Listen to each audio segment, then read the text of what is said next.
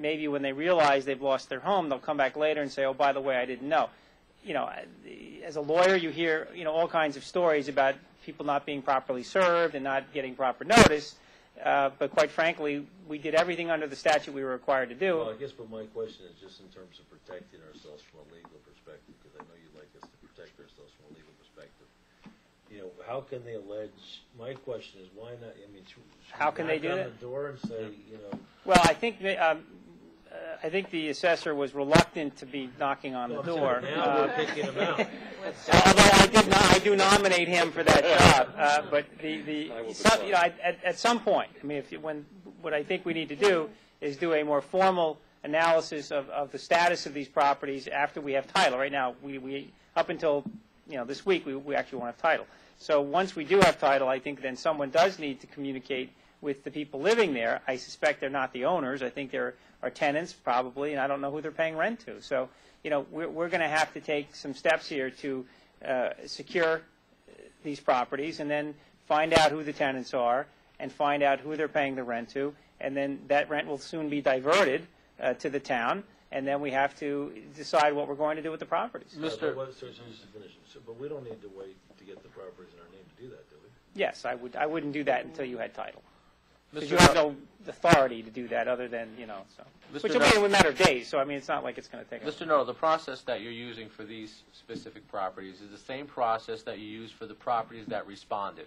Yes. So this process is proven to be adequate yes. to identify who these the owners are. Right. We had to do publication okay, and so various. We're not talking about a separate process that could fail. We're talking about a process that's proven that has not failed. There's always somebody that will come out and say, I didn't have notice. Understood. Trust me on that. You know, one thing that's come that's through this the dialogue. You know, I think Michelle mentioned, you know, whether or not, you know, people are living in these properties. Possibly in confidence, you may want to bring the address to the attention of the school districts. There may be you know, children right. that are registered at that address. Maybe, you know, I don't know. What I think we should do is the board needs to designate someone to be the point person and actually physically, you know, either visit these properties, write up a report to the board as to the condition of the property, if there's anyone living there, and then the board will have, you know, more detailed information upon which to act. I think right now we don't have that. You don't have that information. I think you need that. So someone's going to have to do a little more detailed investigation as to what the status of these homes are, because there's one commercial property, there's a couple of vacant lots. We don't worry about those as much, but you know, these homes are our homes. We should send him. Who are we sending? Town accountant. I think the town accountant is nominated. There is nominating the accountant. Yeah. I think that I think maybe we should bring one of our marshals with us. Yeah, I think that's right. Yeah, no, I'm not saying they have to go alone, but I think we need to make contact with these people. Deputy Supervisor Villanova is volunteering to do this with Mr. Goodwin. Okay, so you'll follow up and take this. So the only decision you need to make is whether you want to do an RFP. Well, but I do want to have, you know, you can't put in the memo that we may lose the property because of insufficient notice. No, that's not what I put in the memo. What I put in the memo was this. I quoted the Petaway, you know, real estate title treatise, and I gave you an understanding of what Section 1137 of the law says, which is where that 2-year window came up at the last meeting. So what I'm saying is this. The law in New York presumes that everything we did was fine. It is not conclusively, but it's presumption, which is a good thing, because that means it's harder for the plaintiff to make the case that we didn't. I just want to make it impossible. You have to wait 2 years. Yes, there is. No, you have to wait 2 years. No, but I'm sorry. I don't see what's wrong with when they go visit the property, they give a definitive notice.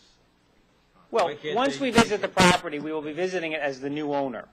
Now, at that point, they will say, oh, how could that be? Now, by the way, I mean, if you wanted, and this is what some of these auctioneers do, they will allow a redemption up to that point, which is something we could discuss. Redemption, they can pass back. Yeah. That's what I'm saying. I want to give one more time. Well, they'll get it, but remember something, by this time we have a deed, and now we're going to have to convey it back to them. That's fine. Yeah, I'm just saying, there's another process that we have But to I'm saying, undertake. I just want to make clear to everybody at home and everybody here that we're not looking to kick people out of their homes. Yes. And we've sent multiple notices to the purported homeowners, the owners of record, and gotten no response whatsoever. That's correct. And by the way, I they've just also wanna- gotten letters. They've gotten letters from the tax receiver. They've gotten letters leading all up to the in-rem. Then in the in-rem, they actually received a petition. They received, I Right. should say, multiple petitions, Right. and they received additional notification. I mean, But what I know. want to do is, we finally come in and they go, oh my gosh, I thought you were joking. You know, I want to give them some period of time to redeem. That's, I just well, want to, I'm not sure that's a discussion we should have at a public board meeting. I think that I would prefer to have that discussion in a.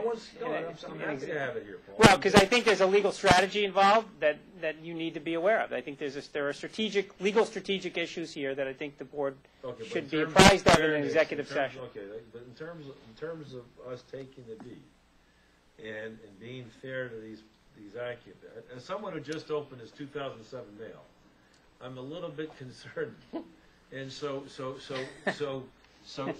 therefore, you know, I want to. I don't see any reason why we can't go in and say, you know, verbally, because we haven't ever. You have to identify them We as have the no owner. evidence we've ever actually contacted. We have no response from these people. Well, I have evidence that we've tried to contact them. We haven't gotten a no response. evidence, and so I want to put it beyond a shadow of a doubt. Well, I think we'll know better when we start this process, and that we will then. Hold on. Oh. The certified mail went to these individuals, Yep. correct? And was there a return response requested? No, all I have to do is to have the receipt that I did it, and that's The- what I the had to receipt submit that to the you did. court. Okay. So none of them got returned to us. No, I'm not. Some did. I'm Some sure did. some did. Yeah, they come back. They come back. But of the ones we're talking about now that we've taken... I mean, I can't speak to these 9 if they actually came back or not. I don't know. I have a box, filled with Okay. these things, so I couldn't tell you offhand. But people move away, and they could be an absentee owner. I mean, there could be a million different reasons why. But Well, I just want to make Yeah. clear to everybody on the board, everybody at home, we take the deed, and we're going to make one absolute last effort to contact these, because some of these have people in the home, so it should be easier to contact the owner at that point. And let's assume the guy's moved to Arizona and he hasn't got any of these notices. And I just want to be absolutely certain that we make every effort to contact them. And I want to make certain that if all of a sudden, you go into the home and you say, oh my gosh, somehow you never got them, they can pay it back. We're not trying to steal their home. I understand that, but I would be concerned about someone saying they didn't get it, and in fact that they didn't get it, because there are other reasons people play these games with the town, and I think you have to be. But I want to. You have to be sufficiently skeptical when you hear these stories. I want to document. When you go into the home, I'd like Mr. Noto, Mr. Villanova to have a letter, and that he leaves inside. Hopefully knock on the house and leave somebody in the house. I want to document this. I want to document it because you can't, on the one hand, say, most likely be based upon an allegation of inadequate notice, and then not make absolutely every effort to do it, because I think it reinforces and strengthens our position if we go in there and say, look, we're not here to take you home. Here it is. Maybe they don't speak English for all I know. Well, maybe the people in there aren't the owners. Well, that's what I Yeah, think. I'm Yeah, my concern So is that giving a letter to them would be right. They not may an ignore the answer. letter, but I have one other concern. We're not just want to make sure we're not putting off entirely the discussion of putting out an RFP. No, we're going to get to that next. Oh, we gotta Sorry. let's not let that Sorry, I go apologize. by the So, wayside. I want to make clear. you designate who you want. I'll be happy to prepare the letter, Beautiful. and whoever's going to go knock on the doors, it's only 8 people, so I'll be happy to prepare the letter for them, letting them know that they no longer own the home and the house, and And they have 30 days or well, 60 days to... well, they 30 days? should communicate with us immediately. I don't want to give them a time. Communicate 'Cause, immediately. if they're interested in talking to us about finding out what happened, they should communicate with us.